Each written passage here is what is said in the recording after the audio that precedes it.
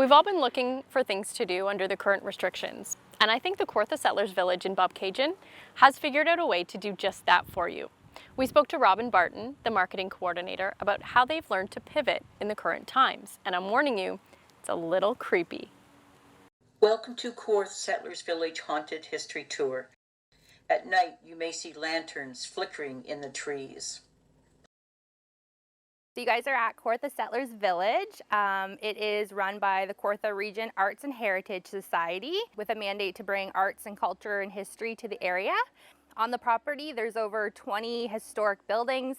They've either been moved here from within the community or they've been replicated on the site, so you can come and explore what it was like to live as a settler. This was a fundraiser we did years ago, so people could buy a brick and have it engraved. So they kind of line the pathway. We're doing it again to help raise funds for the new visitor center. So people can go online right now and make a donation, and any donation over $100 automatically gets an engraved brick. And you can put whatever you want on it. So if you want to do, a family name or a memorial or anything, then you can do that. We have lots of events here. Our hopes are to kind of keep going. We already have plans for a fall drive-through, but we'll also be doing other like historical drive-throughs, less of a spooky edge, more on the historical side. So it kind of, feeds into all different people's types of interests. We're in the midst of getting everything planned for our Harvest History drive-through, as well as we will be doing the Festival of Trees this year. It is going to be a drive-through event again, but what we're really hoping to do is bring back the raffle in sort of some capacity. So we'll be sharing more information on that, and hopefully there will be some timed visits and things like that so people can get back to the actual raffle experience, which I think is everyone's favorite part of the Festival of Trees. And the dates and things like that for this year's Festival of Trees are on the Festival of Trees website already. We're hoping to bring some of the original elements of the event back. The event we're holding tonight is the Haunted History Drive-Through series. So visitors get to come drive through. You get an audio wand that tells you some different kind of spooky historical facts at different locations throughout the village. It's obviously very safe. You get to stay in your car. You get to listen to a story that we provide on the audio.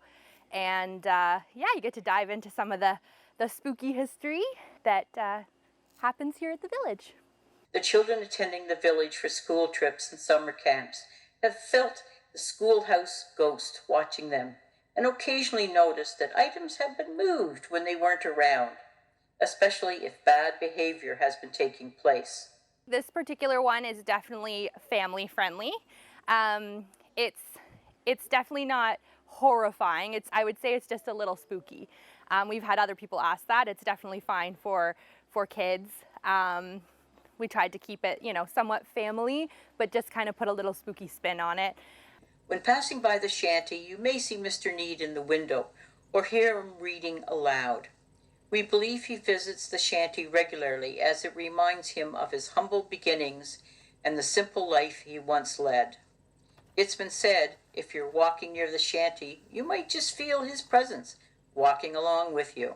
All the stories are based on sort of true or storied factual events, kind of stories that have come up at the village, different sightings and experiences that people have had here, both staff and visitors.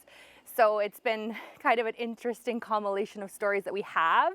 So we've kind of been able to tie them into the history and kind of bring it together in a drive-through. Mr. Murphy absolutely loved music. He still plays the piano from time to time. If you are lucky, you may get to hear him play. And there isn't even a piano in the barn. The scene was very tragic and extremely gruesome. Sometimes you can hear Mr. Hill's wife sweeping, but she doesn't go near the back stairs.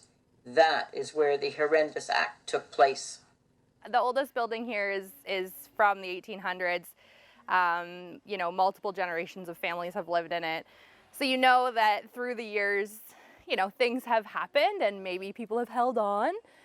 But his ghost has remained here and has been seen upstairs in the Henderson house, and his footsteps have been heard in the barn. Just on Saturday, we had paranormal investigators here like most of the night, like from 6 till midnight. So they came and they brought like a medium and they brought all the actual, ghost hunting equipment.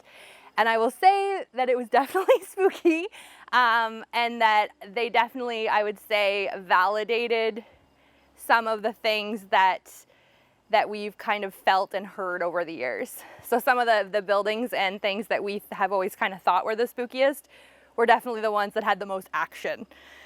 Mr. Thompson likes to spend his time here at the fire hall, waiting and hoping for more clues to solve the case. Listen closely. You may hear the fire hall bell ringing. And sometimes you can smell burning wood.